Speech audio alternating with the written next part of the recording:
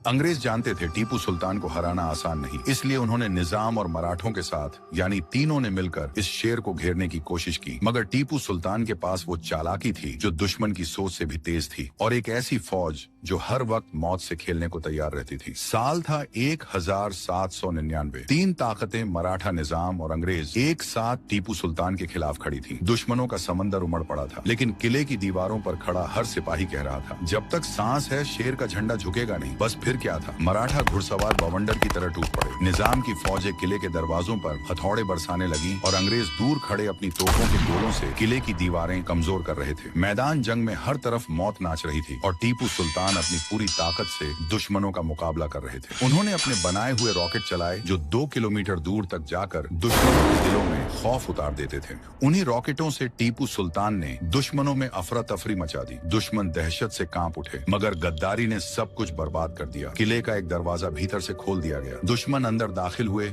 और हमला कर दिया। मराठा निजाम और अंग्रेज तीनों तरफ से वार कर रहे थे। जंग कई घंटों तक चली। लाशों के ढेर लग गए, खून से मिट्टी लाल हो गई। अब टीपू सुल्तान भी जख्मी हो चुके थे, मगर शेर मैसूर ने तलवार नहीं छोड़ी। आखिरकार अंग्रेजी गोली ने उनकी छाती छलनी कर दी। वो जमीन पर गिरे और आखिरी सांसों में कहा, शेर की एक दिन की जिंदगी गीदड़ की 100 साल की जिंदगी से बेहतर है। और फिर शेर महसूस शहीद हो गए। मगर कहानी यहीं खत्म नहीं हुई। उनकी मौत के बाद एक बड़ा रहस्य सामने आया। दुश्मनों ने जब मैदान जंग की तलाशी ली तो उन्हें टीपू सुल्तान के लोहे के रॉकेट मिले, जिन्हें देखकर अंग्रेज हैरत में रह गए। उनके कमांडर ने कहा, ये तो आग के तीर हैं, इसके सामने तो हमारी तोपें भी कुछ नहीं। वो रॉकेट ब्रिटेन ले जाए गए और फिर टीपू सुल्तान के रॉकेटों से ही यूरोप में नए जंगी हथियारों का द्वार शुरू हुआ। यानी जिस हथियार से टीपू सुल्तान ने दुश्मनों को हिला दिया था, वही हथियार आगे चलकर यूरोपीय जंगों में इस्तेमाल हुआ और उसी रॉकेट ने यूरोप को नए हथियार बनाने का रास्ता दिखाया। इतिहास गवाह है, टीपू सुल्तान को तीनों ताकतों ने मिलकर मारा।